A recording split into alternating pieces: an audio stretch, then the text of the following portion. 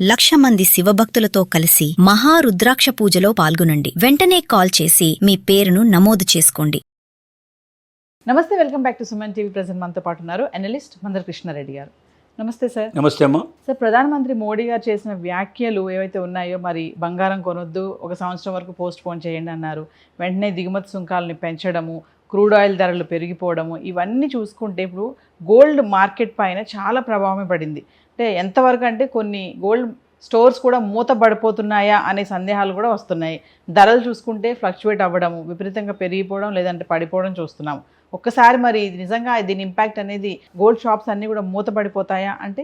హైదరాబాదులో గత నెల జరిగినటువంటి ఒక మీటింగ్ లోపల 5 రాష్ట్రాల యొక్క ఎన్నికలు ముగిసిన తర్వాత మోడీ గారు చేసినటువంటి ప్రసంగంలో ముఖ్యంగా బంగారు దిగుమతుల్ని తగ్గించుకోవాలి, బంగారం కొనడం తగ్గించండి, 1 సంవత్సరం దాకా బంగారం జోలికి వెళ్ళకండి అని అప్పీల్ చేయడం మనం విన్నాం. అంత ముందు నుంచే యుద్ధ వాతావరణం ప్రారంభమైన నుంచే గోల్డ్ ఫ్లక్చుయేషన్లోకి వచ్చేసింది, నడుస్తూ ఉంది. ఇప్పుడు చాలామంది దాన్ని పాటించడానికి సిద్ధపడ్డట్టుగా కనబడుతుంది. నెంబర్ 1. నెంబర్ 2 ఏమిటంటే బంగారం రేటు తగ్గడం లేదు, ఫ్లక్చుయేషన్ అక్కడక్కడే ఫ్లక్చుయేషన్ అవుతుంది. 1,50,000, ఓ 10,000 తక్కువ, 10,000 ఎక్కువ, ఓ వారం రోజులు అటు, వారం రోజులు ఇటు, అక్కడక్కడే తిరుగుతుంది తప్ప అంతకన్నా డౌన్ అయిపోవడం కానీ, అంతకన్నా మరీ పేరంగా పెరిగిపోవడం కానీ జరగడం. దానికి కారణం ఏంటంటే కొనేవాళ్ళు పూర్తిగా తగ్గిపోతున్నారు. అసలు సామాన్యులు, మధ్యతరగతి వాళ్ళు బంగారం షాపులు అడుగుపెట్టడానికే భయపడుతున్నారు. ఆభరణాలు కొనేవాళ్ళు ఇంకా తగ్గిపోతున్నారు. కొనేవాళ్ళు కొంటున్నారు. ఎవరు కొంటున్నారంటే ఓన్లీ బిస్కెట్లు, కాయిన్స్, తర్వాత అలాగే కడ్డీలు రూపంలో ఉండేటువంటివి, కాయిన్స్ రూపంలో ఉండేవి తీసుకుంటున్నారు తప్ప మిగతా ఏవి కూడా ఆభరణాల రూపంలో తీసుకోవడం లేదు. నెంబర్ 1. నెంబర్ 2 ఏమవుతుంటే డిజిటల్ కరెన్సీ లోపల పెట్టుబడి పెట్టేందుకు సిద్ధపడుతున్నారు తప్ప మాన్యువల్గా పర్చేజ్ చేయడానికి సిద్ధపడలేదు. బంగారు ఆభరణాలు తయారు చేసేటువంటి పరిశ్రమల్లో చిన్నవాడి దగ్గర నుంచి మొదలుపెట్టి హై టెక్నీషియన్స్ దాకా లక్షల మంది భారతదేశంలో పనిచేస్తూ ఉన్నారు. గోల్డ్ మర్చెంట్స్ ఒక పొద్దుటూరులోనే కొన్ని వేల మంది ఉన్నారని చెప్పి మనకు తెలుస్తోంది. హైదరాబాద్ లాంటి నగరంలో ఎన్ని వేల మంది పనిచేస్తున్నారు దాంట్లో మనకు చెప్పడం చాలా కష్టం. ఈ లక్షల మంది పని వాళ్ళకి పని లేకుండా పోతుంది. ఇప్పటికే 30-33% బంగారు ఆభరణాలు తయారు చేసేటువంటి వ్యాపారస్తులు, బంగారు ఆభరణాలు అమ్మేటువంటి గోల్డ్ షాపులు దెబ్బతిన్నాయి. కస్టమర్స్ లేరు, ఆర్డర్స్ లేవు. మరి ఆర్డర్స్ లేనప్పుడు తయారు చేయించుకోవడం ఎట్లా సాధ్యం అవుతుంది? తయారు చేయనప్పుడు వాడికి జీతం ఎట్లా ఇవ్వడం సాధ్యం అవుతుంది? జీతం ఇవ్వకపోతే ఏం చేయాలి వాడు? మళ్ళీ ఇంకేదైనా రోజువారీ ఏదైనా దొరుకుతుందేమో వేరే దాంట్లోకి వెళ్ళాల్సిన పరిస్థితి ఏర్పడింది. ఎందుకంటే ముందు కుటుంబాన్ని పోషించుకోవాలి కదా. చాలా డోలాయమైన పరిస్థితి ఏర్పడింది. దీనికి తోడు భవిష్యత్తు ఎలా ఉంటుందో ఇంకా చెప్పలేని పరిస్థితి. ఎందుకంటే యుద్ధ వాతావరణం ఇప్పటికీ ఏమాత్రం సడలేదు. రోజు రోజుకి భయంకరంగానే తయారవుతుంది తప్ప ఇవాళ అయిపోయింది ఇంకా మనం బయటపడ్డామని చెప్పుకోవడానికి అవకాశం లేని పరిస్థితి ఏర్పడింది.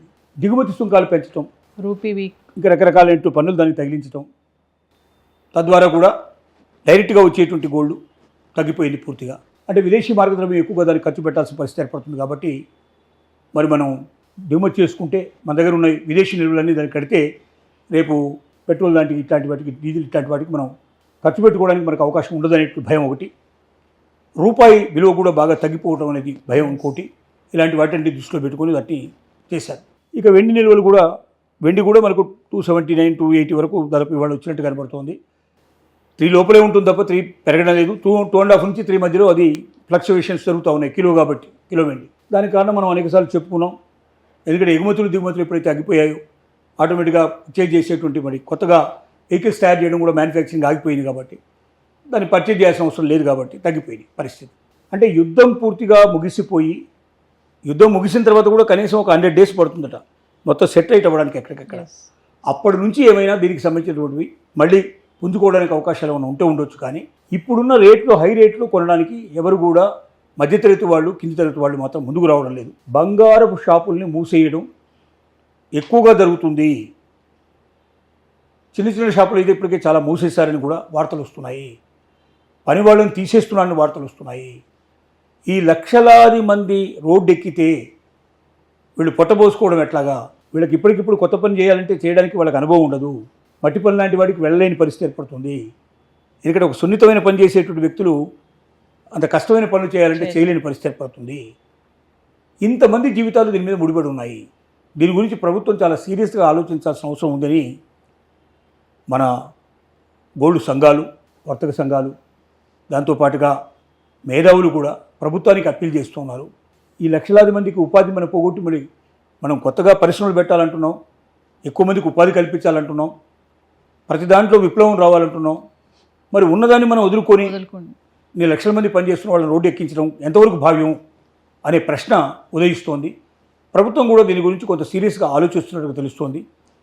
త్వరలోని బహుశా ఏదైనా ప్రభుత్వం నిర్ణయం తీసుకొని దీనికి ఇంకేదైనా ఆల్టర్నేటివ్ ఆలోచిస్తారా, లేక 1 గ్రామ్ లాంటివి విపరీతంగా మార్కెట్లోకి వచ్చేసేసి బంగారం ప్లేస్ని అవి ఆక్రమించుకునే పరిస్థితి ఏర్పడుతుందా? పోనీ అట్లా 1 గ్రామ్ అన్నా బాగా ఎక్కువ డెవలప్ అయితే బంగారం పనిలో ఉండేవాళ్ళు కొంతమంది 1 గ్రామ్ దాంట్లో కూడా వెళ్ళడానికి అవకాశాలు ఏమైనా ఉండే అవకాశాలు ఉంటుంది అనేది ఒక ఆలోచన. ఇవన్నీ కూడా ఇంకా ఆలోచన క్రమంలో ఉన్నవే తప్ప ఆచరణలోకి వచ్చినవి కావు. కానీ ఒక 30 to 35% దాదాపు 1/3 షాప్స్కు మాత్రం దెబ్బ ఉంది. అది 50% దాకా కూడా సాగే అవకాశాలు ఉన్నాయనేది మనకు వినిపిస్తున్న వార్తలు.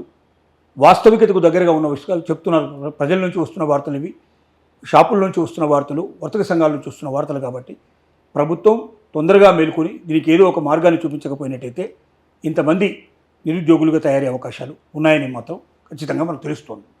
Thank you.